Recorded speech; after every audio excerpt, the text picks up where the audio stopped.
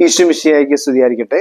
തെനാക് ആഗമനകാലത്തിലെ 3-ാമത്തെ ആഴ്ചയിലെ ബുധനാഴ്ച മത്തായിയുടെ സുവിശേഷം 1-ാം അധ്യായം 1 മുതൽ 17 വരെയുള്ള വാക്യങ്ങൾ. യേശുനാഥന്റെ വംശാവലി ഗ്രന്ഥമാണ് നമ്മളിവിടെ വായിക്കുന്നത്.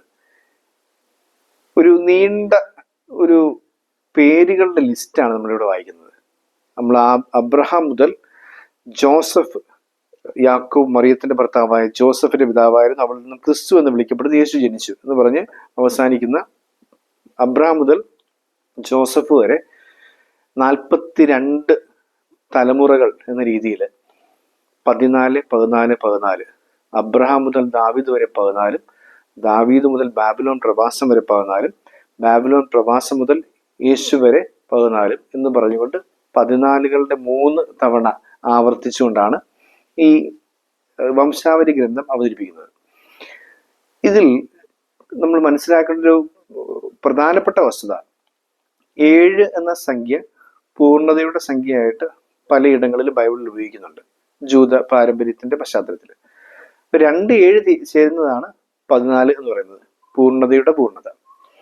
എന്നാൽ ഒരു കാര്യം ഉറപ്പിച്ച് പറയാനായി 3 വട്ടം പറയുന്നു എന്നുള്ളത് ബൈബിളിലുടനീളം നമ്മൾ കാണുന്ന വസ്തുതയാണ്. പ്രത്യേകിച്ച് ദൈവികമായ കാര്യങ്ങളിൽ പരിശുദ്ധൻ പരിശുദ്ധൻ പരിശുദ്ധൻ എന്ന് 3 തവണ പറയുന്നുണ്ട്. അപ്പോൾ 7 അല്ലെങ്കിൽ 7 2 തവണ പൂർണ്ണത ആയ 14 മാറുന്നു. ആ 14ന്റെ 3 തവണ ആവർത്തിക്കപ്പെടുമ്പോൾ 42 മാറുന്നു. അങ്ങനെ 14 14 14 എന്ന് പറഞ്ഞുകൊണ്ടാണ് ഇത് അവതരിപ്പിക്കുന്നത്. അതായത് പൂർണ്ണതയുടെ സമ്പൂർണത എന്ന് വേണം നമ്മൾ ഇതിനെ വിളിക്കാൻ. കാലത്തിന്റെ തികവ്, കാലത്തിന്റെ പൂർണ്ണത. കാലത്തിന്റെ പൂർണ്ണത എന്ന് പറയുമ്പോൾ അൾട്ടിമേറ്റ് ആയിട്ട് അതിന്റെ ഏറ്റവും കൃത്യമായ ഉചിതമായ സമയത്ത് ദൈവം മനുഷ്യനായി അവതരിക്കുന്നു. ഇതാണ് 14 14 14 ശേഷം ഈശോ വരുന്നതായിട്ട് നമ്മൾ കാണുന്നത്. നമ്മൾ ആ സംഖ്യയിൽ നമ്മൾ മനസ്സിലാക്കണം, ദാവീദ് എന്ന വാക്കിന്റെ ഹെബ്രായ പദത്തിന്റെ എല്ലാത്തിനും ഇങ്ങനെ അക്ഷരങ്ങൾക്ക് വാല്യൂസ് ഉണ്ട്.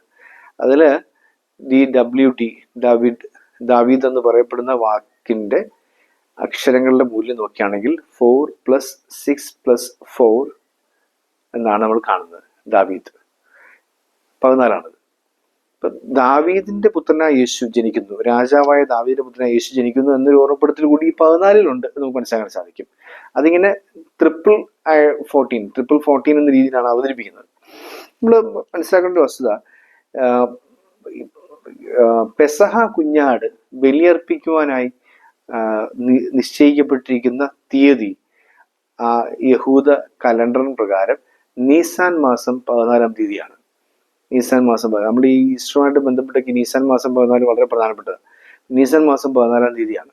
അപ്പോൾ പെസഹായ്ക്കുള്ള കുഞ്ഞാട് ഈ 14 3 തവണ 14 തികയുന്ന തലമുറയിൽ ജനിക്കുന്നു എന്ന് പറയുമ്പോൾ അത് വളരെ വ്യക്തമായിട്ടും നമ്മുടെ രക്ഷയ്ക്ക് വേണ്ടി ബലിയർപ്പിക്കപ്പെടേണ്ട പെസഹ കുഞ്ഞാടാണ് ഈശോ എന്ന ഒരു ഓർമ്മപ്പെടുത്തൽ കൂടി ഈ 14 നമുക്ക് മുമ്പിൽ നൽകുന്നുണ്ട്. അപ്പൊ ഇങ്ങനെ കൃത്യമായിട്ടും 14 എന്ന് പറയപ്പെടുന്നത് ഒരു കാലത്തിന്റെ തികവാണ് എന്ന് ആദ്യം ഓർപ്പിക്കുന്നു. 2, ഇത് ദാവീദിന്റെ പുത്രനായ യേശുവിന്റെ വരവാണെന്ന് ഓർപ്പിക്കുന്നു. 3, ഇത് കൃത്യമായിട്ടും നമ്മളുടെ ആ പെസഹ കുഞ്ഞാടായി ഈശോ ജനിക്കുന്നു എന്നത് ഓർമ്മിപ്പിക്കുകയാണ്. മറ്റൊരു കാര്യം ഉള്ളത്, ഈ 3 14കൾ ചേരുന്ന കാര്യത്തെ സൂചിപ്പിക്കുന്ന അബ്രഹാം മുതൽ ദാവീദ് വരെ 14 വളരെ പ്രതാപപൂർണമായ വളർച്ചയുടെ കാലഘട്ടമാണ്. എന്നാൽ ദാവീദ് മുതൽ ബാബിലോൺ പ്രവാസം വരെ 14 എന്ന് പറയുന്നത് വീഴ്ചയുടെ കാലഘട്ടമാണ്, തകർച്ചയുടെ കാലഘട്ടമാണ്. എന്നിട്ട് വീണ്ടും പറയുകയാണ്, ബാബിലോൺ പ്രവാസം മുതൽ ക്രിസ്തു വരെ 14 എന്ന് പറയുമ്പോൾ വീണ്ടും ആ വീണ്ടെടുപ്പിന്റെയും ഉയർച്ചയുടെയും അല്ലെങ്കിൽ ഉയർത്തെഴുന്നേൽപ്പിന്റെ കാലഘട്ടമാണ് നമ്മൾ മനസ്സിലാക്കാൻ സാധിക്കും. ഇത് ഒരാളുടെ സ്പിരിച്വൽ ലൈഫുമായിട്ട് വളരെ ബന്ധപ്പെട്ട്, ആത്മീയ ജീവിതമായിട്ട് വളരെ ബന്ധപ്പെട്ടിരിക്കുകയാണ്. അയാളുടെ ആത്മീയ വളർച്ചയുടെ കാലഘട്ടം. പക്ഷെ പാപത്തിൽപ്പെട്ട് അയാൾ വീണു പോകുന്നതിൻ്റെ ഒരു കാലഘട്ടമുണ്ട്. അതിനുശേഷം അയാളെ ക്രിസ്തു വീണ്ടെടുക്കുന്നതിൻ്റെ ഒരു കാലഘട്ടമുണ്ട്. അതാണ് അബ്രഹാം മുതൽ ദാവീദ് വരെ പ്രതാപത്തിന്റെ ഒരു കാലഘട്ടം, ദാവീദ് മുതൽ ബാബിലോൺ പ്രവാസം വരെ വീഴ്ചയുടെ ഒരു കാലഘട്ടം, ബാബിലോൺ പ്രവാസം മുതൽ ക്രിസ്തു വരെ വീണ്ടെടുപ്പിന്റെ ഒരു കാലഘട്ടം എന്ന രീതിയിൽ നമുക്ക് ഇതിനെ വായിച്ചെടുക്കാണ്ട് സാധിക്കുകയോട് ചെയ്യാം. അപ്പൊ ഇങ്ങനെ പല അർത്ഥത്തിലാണ് നമുക്ക് ഈ വംശാവലി ഗ്രന്ഥത്തിന്റെ സംഖ്യ വായിച്ചെടുക്കാണ്ട് സാധിക്കുന്നത്. ഈ 40 എന്ന് പറയപ്പെടുന്ന ഒരു സംഖ്യക്ക് വളരെ വലിയ പ്രാധാന്യമുണ്ട്. അതിന്റെ ഒരു അത് അതിൻ്റെ ഒരു കംപ്ലീഷൻ എന്ന രീതിയിലൊക്കെ തന്നെയാണ് നമുക്ക് ഇതിനെയും വായിച്ചെടുക്കാൻ സാധിക്കുക. 40 ദിനരാത്രങ്ങൾ, 40 സംവത്സരങ്ങൾ എന്നൊക്കെ പറയുന്ന ഒരുപാട് കാര്യങ്ങൾ നമ്മൾ ബൈബിൾ വായിക്കുന്നുണ്ട്. എന്താണെങ്കിലും നമ്മൾക്ക് ഈ വംശാവലി ഗ്രന്ഥം നൽകുന്ന വലിയൊരു സൂചന, ഇതിനകത്ത് പ്രതാപത്തോടു കൂടി നിന്ന രാജാക്കന്മാർ മാത്രമല്ല ഉണ്ടായിരുന്നത്. വീണുപോയ മനുഷ്യരെ നമുക്ക് ഇതിനകത്ത് കാണാനായിട്ട് സാധിക്കും. സ്ത്രീകളുടെ പേരുകൾ ഇതിനകത്ത് കൂട്ടിച്ചേർത്തിട്ട് നമുക്ക് കാണാൻ സാധിക്കും.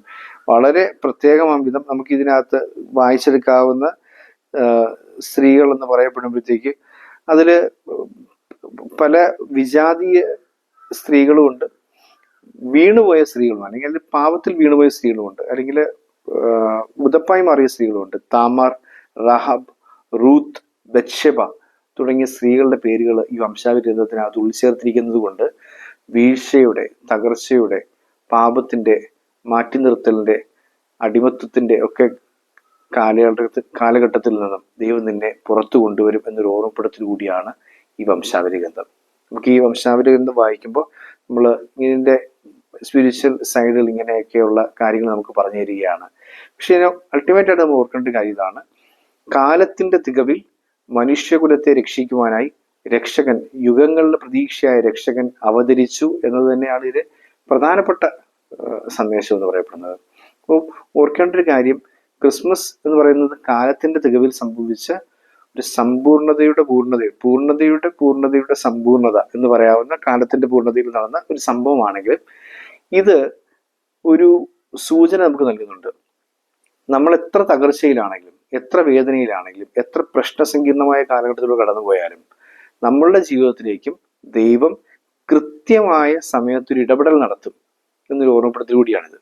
നമുക്കറിയാം, ആ ഇസഹാക്കിനെ കൊല്ലാൻ വേണ്ടി അബ്രഹാം കത്തി ഇങ്ങനെ ഉയർത്തുന്ന സമയത്ത് കൃത്യസമയത്ത് ദൂതൻ പറഞ്ഞു അവനെ തുടരുത് എന്ന് പറഞ്ഞുകൊണ്ട് ദൂതൻ പ്രത്യക്ഷപ്പെട്ടിട്ട് ആ കുഞ്ഞിനെ രക്ഷിക്കുകയും പകരം ഒരു ആടിനെ ബലിയർപ്പിക്കാൻ നൽകുകയൊക്കെ ചെയ്യുന്ന സംഭവം നമ്മൾ വായിക്കുന്നുണ്ട്. അപ്പൊ കൃത്യമായൊരു ഇടപെടൽ ദൈവത്തിന്റെ ഭാഗത്തു നിന്നുണ്ടാവും. ഇതാണ് നമുക്ക് നൽകുന്ന ഒരു വലിയ പ്രത്യാശ. ഈ പ്രത്യാശയിലാണ് നമ്മൾ മുമ്പോട്ട് പോകേണ്ടത്. നമ്മൾ ഏർപ്പെട്ടുകൊണ്ടിരിക്കുന്ന കാര്യങ്ങളാണെങ്കിലും, നമ്മുടെ ജീവിതത്തിലെ പ്രശ്നങ്ങളാണെങ്കിലും, ഏതോ ഒരു പ്രശ്നം എടുത്താലും അതിനകത്തെല്ലാം കൃത്യസമയത്ത് ദൈവം ഇടപെടുക തന്നെ ചെയ്യും. ദൈവം അങ്ങനെ മാറി നിൽക്കുകയില്ല. അതിൽ പക്ഷെ ദൈവത്തിനൊരു സമയമുണ്ട്, ദൈവത്തിന് ഇടപെടാനായിട്ട് സമയമുണ്ട്. Wait for him, joyful waiting എന്നാണ് ആഡ്വെന്റിനെ സമറൈസ് ചെയ്ത് പറയുന്നൊരു ടൈറ്റില്, ആനന്ദപൂർണമായ കാത്തിരിപ്പ്. ഇതാണ് ഈ വംശാവലി ഗ്രന്ഥം നമുക്ക് നൽകുന്ന വലിയൊരു ഓർമ്മപ്പെടുത്തല്. ആനന്ദപൂർവ്വം പ്രത്യാശയോടുകൂടി ദൈവത്തിന്റെ ഇടപെടലിന് വേണ്ടി കാത്തിരിക്കുക. ദൈവം നമ്മുടെ ജീവിതത്തിലേക്ക് ഇടപെടുക തന്നെ ചെയ്യും.